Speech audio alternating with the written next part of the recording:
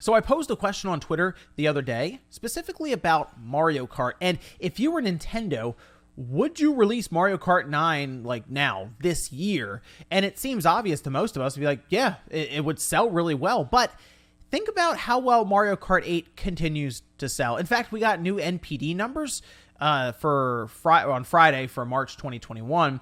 And Mario Kart 8 surprised a lot of people with where it placed. And I figure we'd talk about that here today because it legitimately does have people asking online, even in media, does Nintendo really need to release Mario Kart 9? Guys, if you enjoy these videos, make sure that like button helps out a ton. And if you're new here to the Spawn Wave channel, make sure you subscribe down below. So first off, let's go over here to the NPD results. This is for March, and we got these on Friday.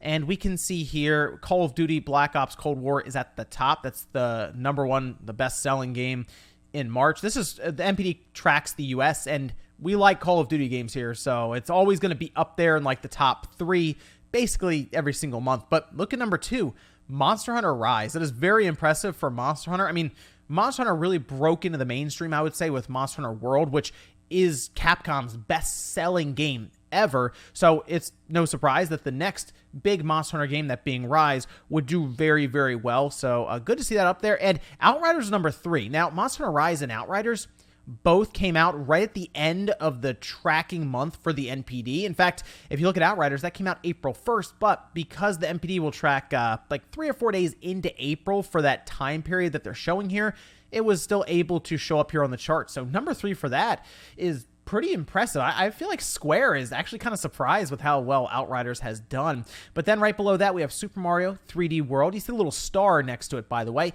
That's because the NPD is not able to track digital sales for Nintendo first-party titles. Nintendo just doesn't share that information, which makes things very interesting when we get down a little further. We have Spider-Man Miles Morales there at 5, and then Mario Kart 8 at 6. That would just be physical sales. In fact, if you take a look below that, it outsold Assassin's Creed Valhalla that would have both digital and physical tracked for the month of March. And then we have Animal Crossing, then we have Super Mario 3D All-Stars, and then we have Minecraft. But like Mario Kart 8 came out like a month or so after the Switch released. Like, yeah, that is how long Mario Kart 8 Deluxe has been on the market, but it continues to show up in the top 10 for the NPD results with just its physical copies. That's not including digital. And considering how digital games, especially over the last year, we'll say, has continued to climb with the pandemic and everyone staying at home and just basically buying on the different storefronts for Sony, Microsoft, and Nintendo, I have a strong feeling the digital side of things is getting more or less 50-50 at this point for all of these different companies. In some cases, EA said that digital has overtaken physical completely. So Mario Kart 8 Deluxe is selling like crazy still. And if we go over to Nintendo's investor relations information, we've known this for a little while now that Mario Kart 8 Deluxe is indeed the best-selling game on the Switch at 33.41 million units. In fact, if you take that and then add it to the Wii U amount, it's over 40 million units. And these are technically older numbers that are months old now. We should be getting updated results, I believe, in a couple of weeks here from Nintendo, and we'll see where Mario Kart 8 Deluxe is then.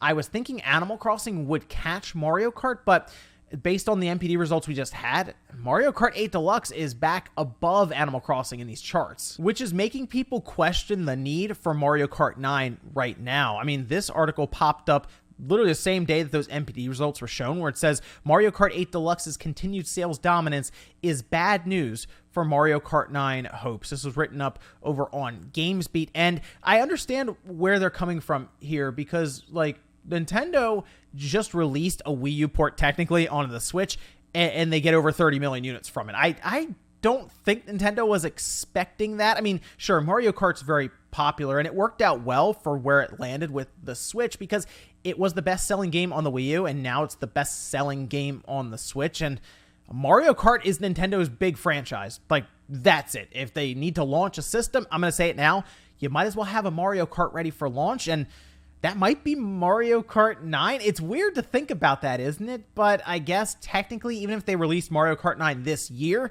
they could then just port it to like the Switch 2 or whatever they end up calling it, much like they did with Mario Kart 8 Deluxe. But I can see some frustration here from Mario Kart fans because I feel like for a little while, we've had a Mario Kart game every 3 years. Like, let's think. We had Mario Kart Wii. That was 2008.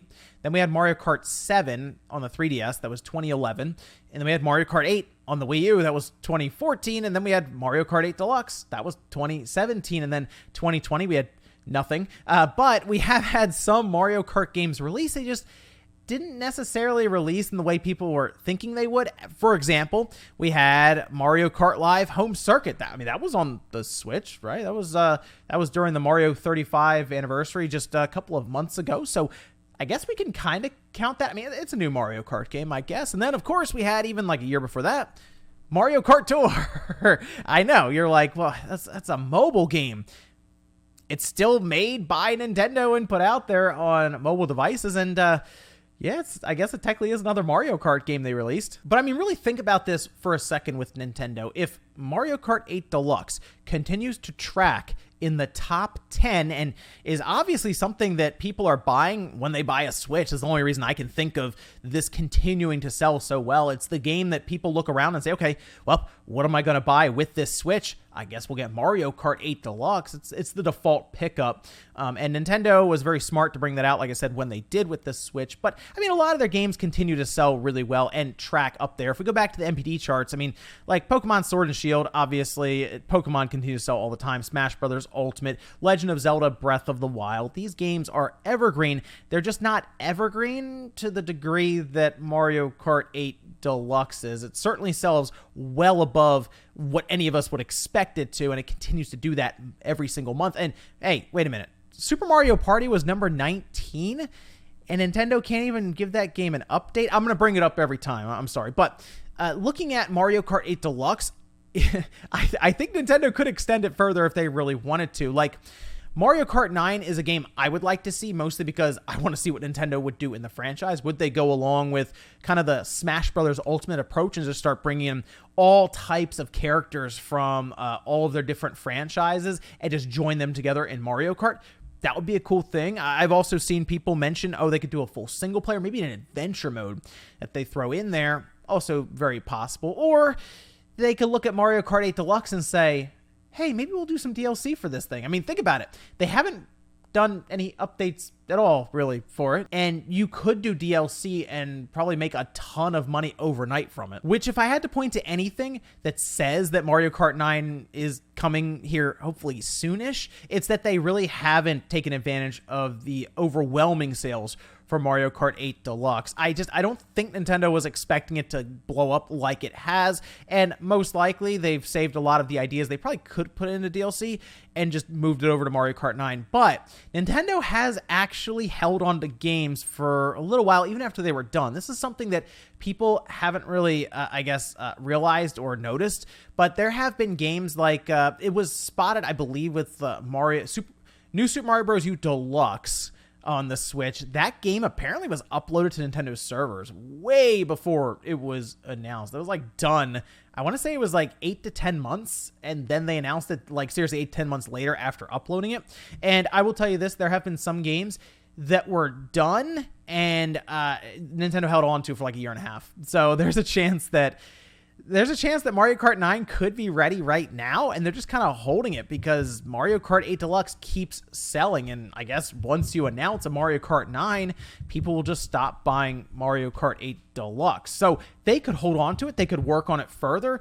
And yeah, it could end up being an entire generation of Mario Kart 8 Deluxe, and Mario Kart 9 shows up right at the end of the generation where maybe we have 130 million Switch units, and then boom, Mario Kart 9 explodes in sales, and it's also a cross-gen title for the next Switch to help sell that one. It's just a peculiar situation, isn't it? A game comes out from Nintendo, and it's so overwhelmingly successful that it catches, I guess, Nintendo off guard to the point where they miss their typical cycle of Mario Kart games being 3 years, and they just kind of go, well, this keeps selling, I guess we'll hang out. It kind of reminds me actually a bit of Rockstar, if you think about it, right? Remember, Rockstar used to release all these Grand Theft Auto games and games like Manhunt and all this kind of stuff. And then they figured out that Grand Theft Auto 5 will keep selling and they can keep doing GTA Online. And then all of a sudden the game stopped flowing out of Rockstar like they used to. But let me know what you guys think about this one down below, because I will have E3 predictions for all these different companies. That includes Nintendo.